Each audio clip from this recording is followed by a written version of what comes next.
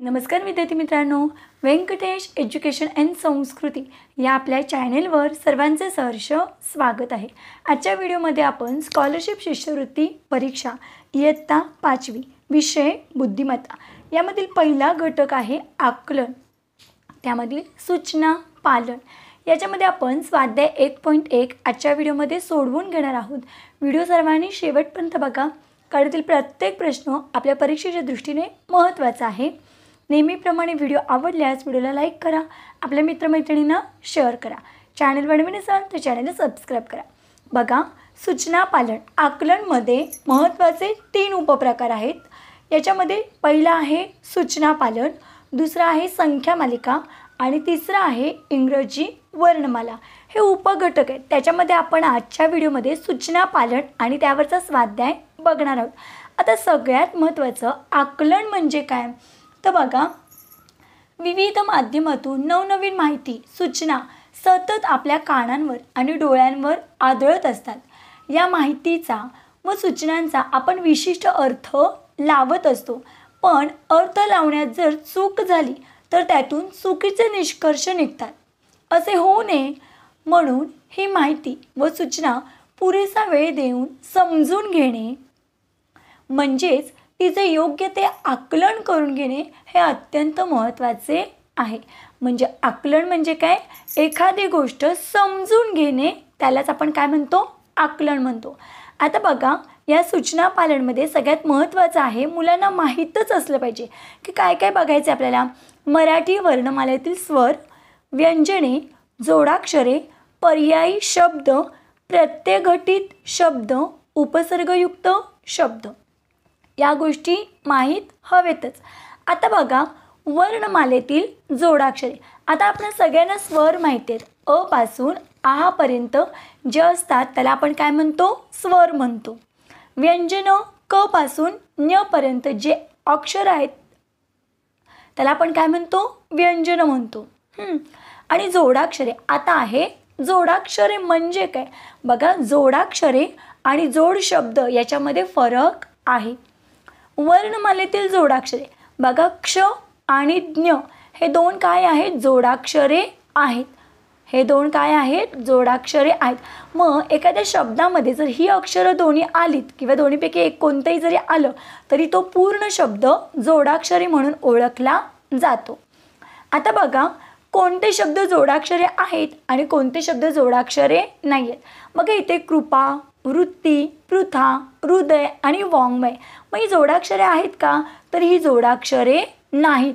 मग बघा, ज्यावेळेस खाली रफार असतो म्हणजे ह्याच्यामध्ये कृ, कला रफार हे खाली आहे, वृ, पृ आणि हे हृदयचा ऋ आणि हे वाङ्मय मधला हा ड, हे जोडाक्षरे नाहीत, जोडाक्षरे नाहीत।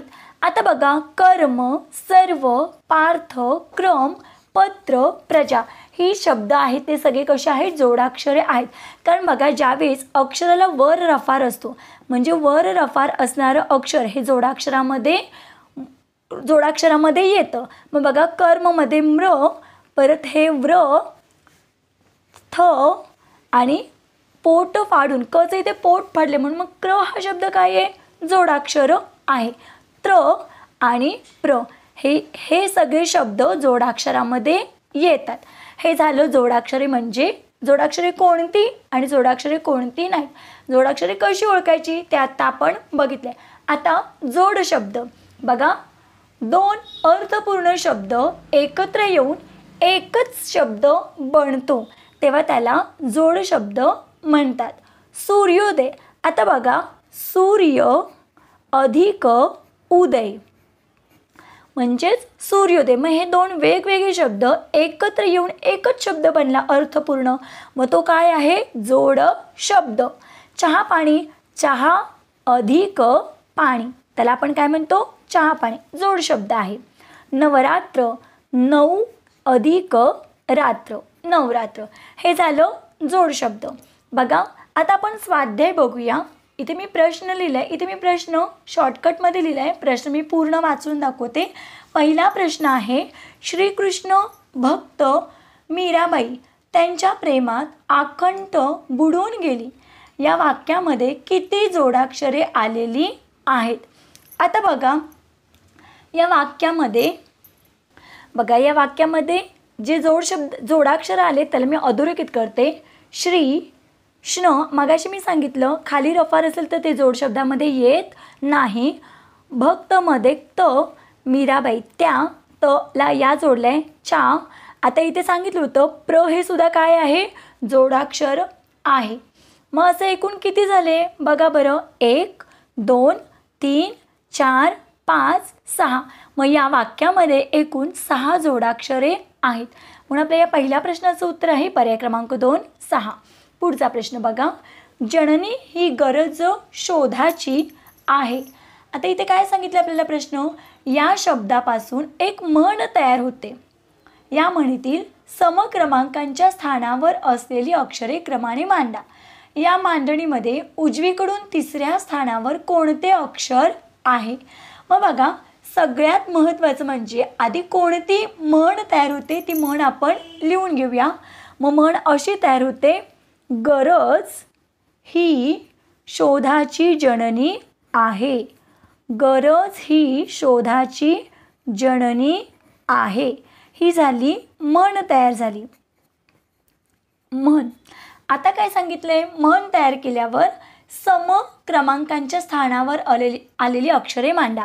आता बघा सम म्हणजे संख्या आपल्याला माहिती आहेत. बघा याला 1 2 3 असे आपण क्रमांक देतो. डायरेक्ट मी आता समसंख्या म्हणते. समसंख्या म्हणजे 2च्या पाढ्यातल्या संख्या. मग बघा 2 2च्या नंतर 4 4च्या नंतर आधी क्रमांक लिहून घेऊया. बघा समस्थानावर 2 आहे. 2चे इथे र आहे. 4 सम आहे ही आहे. 6 सम आहे 10 हे अक्षर. 8 समसंख्या आहे ज हे अक्षर. 10 समसंख्या आहे नि हे अक्षर. आणि 12 समसंख्या आहे हे अक्षर. मग ही सगळी आपण लिहून घेतलीत. आपल्याला सांगितलं होतं आता काय सांगितलंय? उजवीकडून तिसऱ्या स्थानावर. मग आपली उजवी बाजू ती पुस्तकाची सुद्धा उजवीच बाजू. मग बघा इकडून हे पहिलं दुसरं आणि हे तिसरं. मग इथे कोणतं उत्तर आहे आपलं? ज हे योग्य आपलं उत्तर आहे. मग ज हे किती नंबरला आहे? तर ज हे पर्याय क्रमांक 4 हे आपल्या प्रश्नाचं उत्तर आहे. पुढचा प्रश्न बघा. तुटक्या फुटक्या माठातील उरले सुरले पाणी घटाघटा पिऊन त्याने आपली तहानभूक मिटवली. या वाक्यात एकाच शब्दाची पुनरावृत्ती होऊन बनलेले किती शब्द आहेत? मग आता बघा पुनरावृत्ती म्हणजे परत परत तोच शब्द आला. बघा इथे तुटक्या फुटक्या आलाय का? नाही. माठातील उरले सुरले पाणी. बघा इथे घटा घटा या शब्दाची पुनरावृत्ती झाली. इथे दुसरीकडे कुठे आहे का? नाही. मग कोणता शब्द? एकच हा शब्द आहे ज्याची पुनरावृत्ती झाली. मग एक हे पर्याय क्रमांक 4 मध्ये. म्हणून आपल्या या प्रश्नाचं उत्तर आहे पर्याय क्रमांक 4. पुढचा प्रश्न बघूया. आकर्षक सप्तरंगी इंद्रधनुचे निळसर पाण्यातील विलोभनीय प्रतिबिंब पाहून दुष्यतांचे अस्थिर मन सुखावले. या वाक्यातील विशेषणांची संख्या नामांच्या संख्येपेक्षा कितीने कमी किंवा जास्त आहे? मग आपल्याला विशेषण आणि नाम शोधायचे आहेत. आधी आपण नाम बघूया. बघा इंद्रधनुष्य हे नाम आहे. पाणी हे पण नाम आहे. प्रतिबिंब हे पण नाम आहे. दुष्यतांचे म्हणजे दुष्यत हे काय आहे? नामच आहे. आणि मन असे एकूण किती नाम आहेत? तर बघा एकूण नाम आहेत 5. 1 2 3 4 5 एकूण नामाची संख्या आहे 5. आता आपल्याला विशेषण शोधायचं आहे. तर बघा आकर्षक, सप्तरंगी, निळसर आणि विलोभनीय. विलोभनीय आणि अस्थिर. मनाबद्दल विशेष माहिती काय सांगितले? अस्थिर. बघा जे गोल केले ते विशेषण आहेत. मग किती आहेत? 1 2 3 4 5. मग इथे किती विशेषण? 5. नाम पण 5च आहेत आणि विशेषण पण 5च आहेत. मग आपल्याला असा प्रश्न विचारला होता की कितीने कमी अथवा कितीने जास्त आहे? मग पर्याय क्रमांक 1 मध्ये असा पर्याय आपल्याला की संख्या समसमान आहे. म्हणून आपल्या या प्रश्नाचं उत्तर आहे पर्याय क्रमांक 1. संख्या समसमान आहेत. पुढचा प्रश्न बघा. कैलासवासी, कार्यक्षम, किंबहुना, कुंकू, कौल हे शब्द अकार विल्हे क्रमानुसार मांडल्यास क्रमवार चौथा शब्द कोणता असेल? आता अकार बिल्ले विचारले, म्हणजे काना मात्रा यानुसार. मग बघा इथे सगळीकडे पहिलं अक्षर कोणतं आहे? कच आहेत, म्हणजे इथे कची बाराकडीच आहे सुरुवातीला. मग आता बघा इथे कै, का, की, कू, कौ याच्यामध्ये कार्यक्षम हा शब्द पहिला येणार आहे, म्हणून मग त्याला आपण 1 क्रमांक दिला. त्याच्यानंतर कला पहिली विलांटी म्हणून किंबहुना हा दुसरा शब्द येईल. कला पहिला उकार म्हणून मग तिसरा शब्द कुंकू. त्याच्यानंतर कवर 2 मात्रे कैलासवासी आणि त्याच्यानंतर कौल हा शब्द. मग एकूण शब्द बघा, सगळ्या शब्दांना आपण क्रमांक दिले. आता आपल्याला विचारले चौथा शब्द कोणता. मग चौथा शब्द कोणता आहे? कैलासवासी. म्हणून आपल्या या प्रश्नाचं उत्तर आहे कैलासवासी. मग कैलासवासी हा शब्द पर्याय क्रमांक 4 मध्ये आहे, म्हणून आपल्या या प्रश्नाचं उत्तर आहे पर्याय क्रमांक 4 कैलासवासी. पुढचा प्रश्न, अभ्यासिले वेद झाला शास्त्रबोध साधल्या विविध नाना कळा या ओळीतील नाना हा शब्द कोणता अर्थ दर्शवितो. मग बघा नाना कळा, मग पर्यायामध्ये आपल्याला आहे नाना म्हणजे वडील, आजोबा, विविध का नाही. मग नाना हा शब्द आपल्याला विविध अर्थ दाखवतो, विविध या शब्दाचा अर्थ दाखवतो, म्हणून आपल्या इथे उत्तर आहे पर्याय क्रमांक 3 विविध.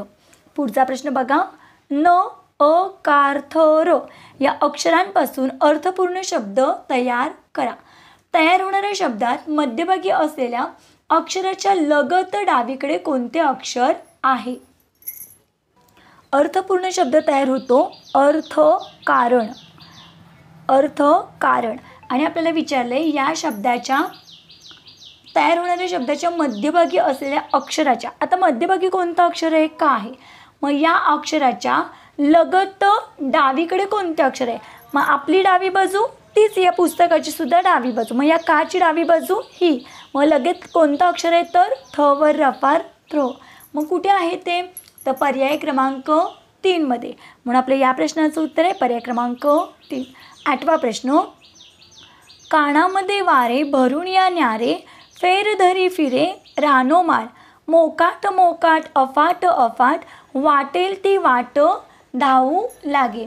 वरील ओळींमध्ये र आणि फ ही अक्षरे अनुक्रमे किती वेळा आलेली आहेत? बघा र आणि फ अक्षरे आपण मोजून घेऊया. बघा इथे र 1 2 3 4 5 6 7 वेळा. र हे अक्षर 7 वेळा. आता फ पण अक्षर मोजून घेऊया. 1 2 3 4. फ हे अक्षर 4 वेळा. मग अनुक्रमे विचारले म्हणून मग आधी रच लिहायचा आणि नंतर फ. मग 7 आणि 4 7 वेळा 4 वेळा. पर्याय क्रमांक 3 हे आपल्या प्रश्नाचं योग्य उत्तर आहे. पुढचा प्रश्न बघा, विशाखापट्टणम या शब्दातील अक्षरांना उजवीकडून क्रमांक दिल्यास कोणत्या अक्षराचे क्रमांक मूळ संख्या असतील? आता उजवीकडून मग आपला उजवा हात तोच पुस्तकाचा सुद्धा उजवा हात. मग इकडून क्रमांक देऊया 1 2 3 4 5 6 आणि हे 7. आपल्याला मूळ संख्यांच्या क्रमांकांची अक्षरं लिहायची आहेत. मग बघा मूळ संख्या आहेत 2. बघा इथे मी मूळ संख्या लिहिते 2 2च्या नंतर 4 4च्या नंतर 5 आणि त्याच्यानंतर 7. मग सॉरी इथे 3 4 नाही आहे. 2 3 5 7 ही अक्षरं. मग बघा 2 अक्षरावर कोणतं अक्षर आहे? न आहे. 3 नंबरला ट आहे. त्याच्यानंतर 5 नंबरला खा आहे आणि 7 नंबरला वी आहे. मग आता पर्यायामध्ये असा आपल्याला पर्याय दिला नाही पण असा मात्र दिला आहे. मग फक्त हेच आपण काय केलं, इकडून जे दिलेत 7 5 3 2 हेच काय केलेले शब्द असं लिहून घेतलं आहे. मग असं उत्तर आहे आपलं पर्याय क्रमांक 4. पुढचा प्रश्न बघूया, लाभले आम्हास भाग्य बोलतो मराठी जाहले खरेच धन्य ऐकतो मराठी धर्म पंथ जात एक जाणतो मराठी एवढ्या जगात माय मानतो मराठी. वरील ओळींमध्ये 3 अक्षरी आणि 2 अक्षरी शब्द अनुक्रमे किती आहेत? मग बघा 3 अक्षरी शब्द बघा 1 2 3 4 5 6 7 8 9 10 11 12 13, 14. 3 अक्षरी शब्दांची संख्या आहे 14. आता 2 अक्षरी शब्दांची संख्या किती आहे बघा. 1 भाग्य 1, 2, 3, 4, 5, 6 आणि हा एक 7. मग बघा 14 आणि 7 हे आपलं उत्तर आहे. मग असा पर्याय आपल्याला पर्याय क्रमांक 3 मध्ये दिसतो आहे, म्हणून आपल्या या प्रश्नाचं उत्तर आहे पर्याय क्रमांक 3. पुढचा प्रश्न बघा. कर्ण कर्कश या शब्दात एकूण व्यंजने किती आहेत. मग बघा आता याच्यामध्ये बघा क हे व्यंजन आहे. आता याच्यावर रफार आहे म्हणजे र हे सुद्धा व्यंजन आहे. त्याच्यानंतर न, त्याच्यानंतर परत हा क, परत हा रफा र, परत हा क, हा श आणि हा श म्हणजे 2 श. मग असं एक किती व्यंजन आहेत तर मोजा. 1, 2, 3, 4, 5, 6, 7, 8 असे एकूण आहेत 8 व्यंजनं. मग 8 पर्याय कुठे आहे तर पर्याय क्रमांक 1 मध्ये, म्हणून आपल्या या प्रश्नाचं उत्तर आहे पर्याय क्रमांक 1. मग आजच्या व्हिडिओमध्ये आपण पहिले 11 प्रश्न सोडवून घेतलेले आहेत. पुढचे प्रश्न आपण पुढच्या व्हिडिओमध्ये बघणार आहोत. आशा करते आपल्या सर्वांना व्हिडिओ आवडला असेल. व्हिडिओ आवडल्यास व्हिडिओला लाईक करा, आपल्या मित्रमैत्रिणींना शेअर करा.